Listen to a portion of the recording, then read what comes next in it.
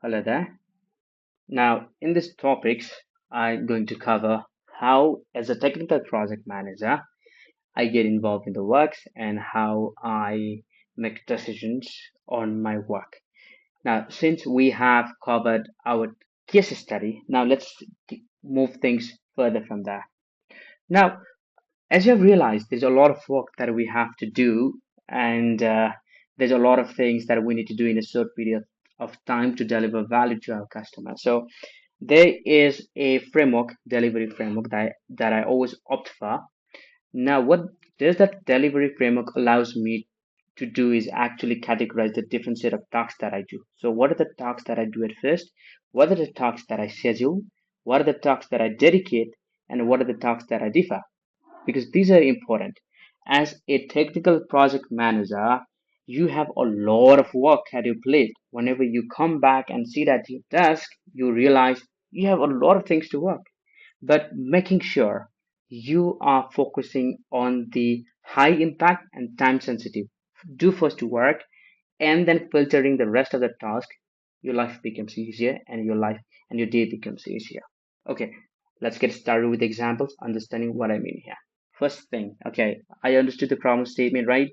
I got the constraint. Now, what is the thing that I do at first from here is first I secure the budget. I would ask my client to clear 50% of the upfront invoice so that I can get started with my work. Even my team can get started with the work. That is the first thing that I would do after having the case study.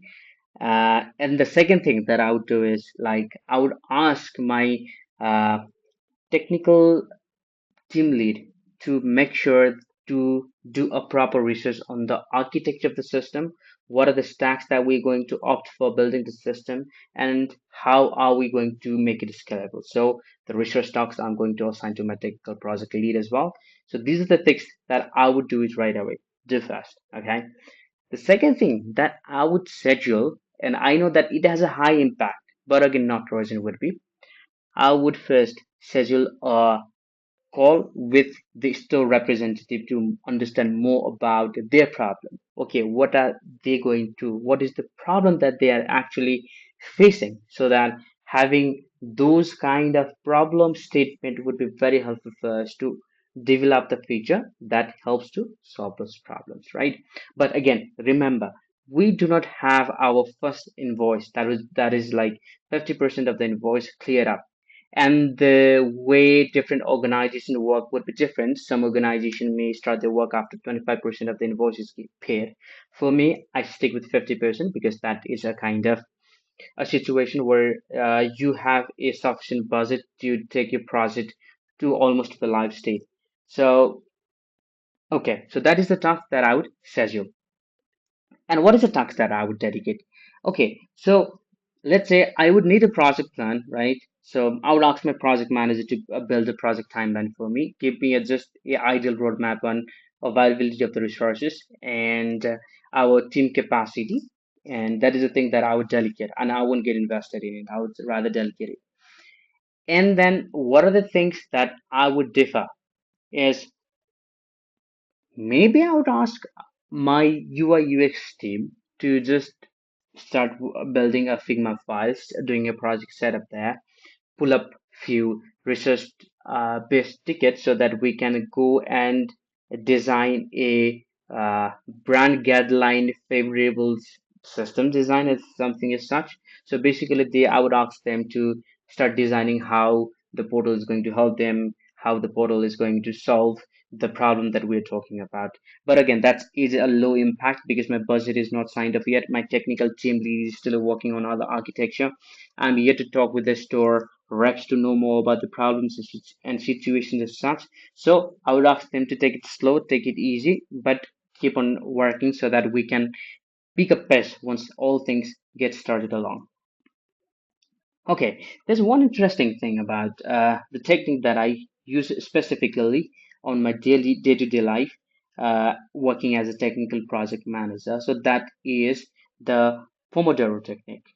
So what does this technique does is it asks you to work for a task for a 25 minutes and then take a 5 minutes break and then again repeat the task for same interval, that is 25 minutes, and take a 5 minutes break till you work for an hour. And once you work for an hour, take a bit extended break. So for the 5 minutes break, you can start taking 10 minutes break, 15 minutes break. And for me, the technique is really very helpful because it helps me to uh, be focused on my work for a prolonged hours of time. And one very important thing that we need to understand about this technique is you must always focus on one task at a time. Like, do not multitask. Make sure that you are always focusing on the high impact and time sensitive task. So this is how I plan my day-to-day life, right? So I always make sure the highest priority task is served as first using the Pomodoro technique. And that has helped me become very efficient and productive on my day-to-day work, let's say. Now let's come back and see our other slide. Okay, let's go to, yes. So what are the qualities that we should have? First thing, we must have a clarity under pressure. No matter, as a technical project manager, you're going to be pinged by your QA team. You're going to be pinged with the designer team. You're going to be pinged by the stakeholders and a lot of people. But make sure that you are always focused on the goal. You are clear on what exactly to do and what exactly not to do. Okay, so you must be clear about what you're doing and you must be able to guide your team towards the right direction. For simple example, okay, I dedicated a task to designer, and they come up with a question for me saying, okay, what about a user journey where they are asking me question about how uh, can can they help user to provide a seamless experience while they try to log in into system? Should they incorporate Google sign up, Apple sign up, or not? If those questions are coming to me, I would say we are yet to decide on everything. The invoice is yet to be paid, and the technical architecture system is yet to be finalized. So let's just defer those questions for later, and let's just focus on what can be done for now. That is how respectfully I would just ask designer team to do something that they are sure about and do not uh, come up with the questions that even I'm not sure of. Okay, so I this is the level of clarity that I need to have. Now, psychological safety builder is still, although I did push back my designer team for now, but still, what I should maintain, I should always be a very approachable project manager or technical project manager for them. That like they should take my feedback lightly and seriously both at the same time. Personally, I would advise you to go and read the leadership and self-deception book for everyone who is coming along this world. The book really touches about the core of human emotions and how professionally we can be the best while working with other people. So that is something that I would recommend. And psychological safety builder is something that we must have as well. Now, technical business translator. So what does that mean is whenever we were saying in the earlier video about improving customer experience, but that needs to be tangible, right? That needs to be something that should be measurable. So, what I would rather say, improving customer experience is all about reducing ticket resolution time from 72 hours to 4 to 24 hours. Now, that is something measurable and that is something tangible. So, we need to speak very clearly and very precisely, carrying the business need as well, carrying the, sorry, technical need as well. Now, we should also be able to decide on taking a decisive approach to ambiguity tolerance. So what that means is, I'll give you an example.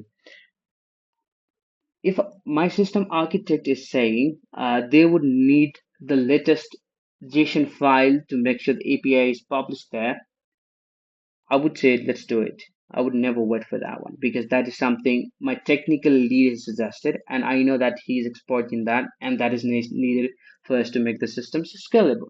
Okay, at that point of time, I would say let's do it. That's done.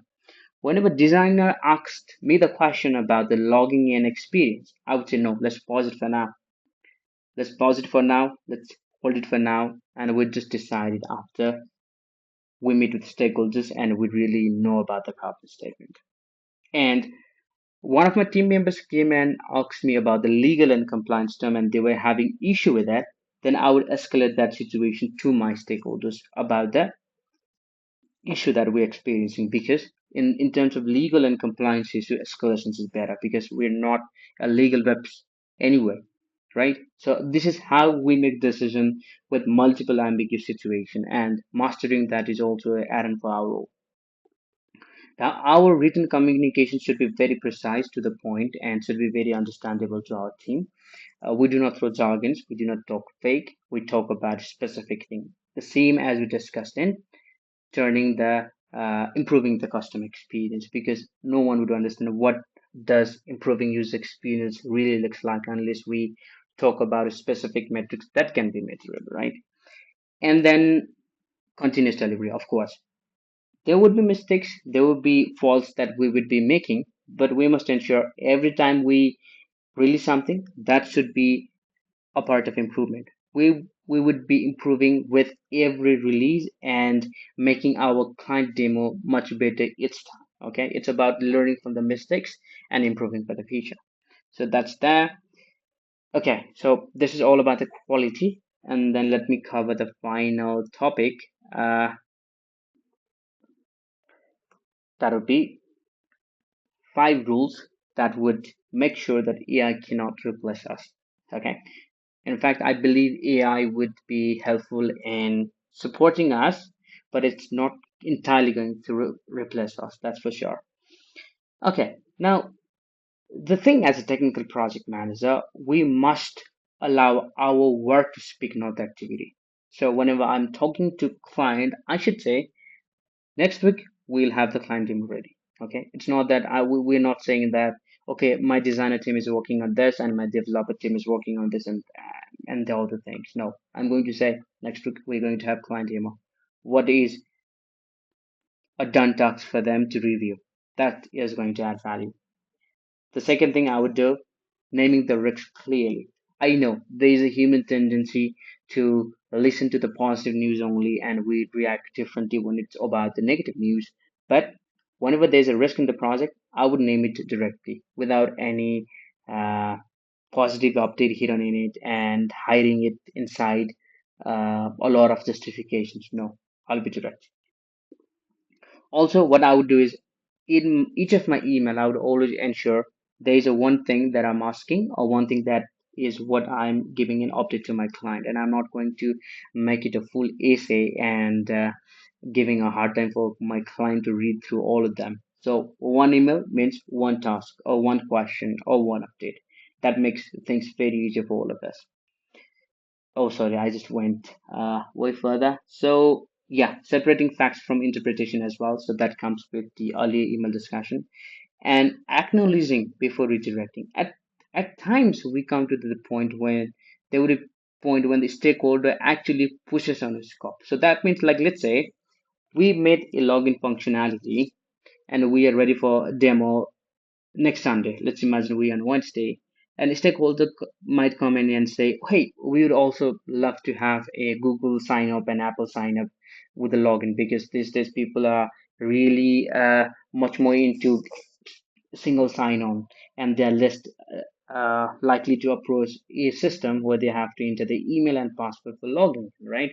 So that's a very valid concern. So rather than saying, okay, we have already done this much of things and we cannot do that, what I can do instead is I would acknowledge their request because that is something, a genuine concern for them as well. So what I would do is like, okay, that would be, our plan was to release the login form only, not with the single sign-on. But what I can do is we can work few hours extra to meet the scope of expectation that you have said. But at the same time, after we do the demo, my team would be a bit burned up because of the extra work we did. So we wouldn't take a day off on this particular day. Or what I can say is like we would need some compensation for it or things as such. Whatever helps to meet the best interest for both of your teams, because your technical team is also your team and your stakeholder is also your team, right? So striking a balance is necessary. Yeah.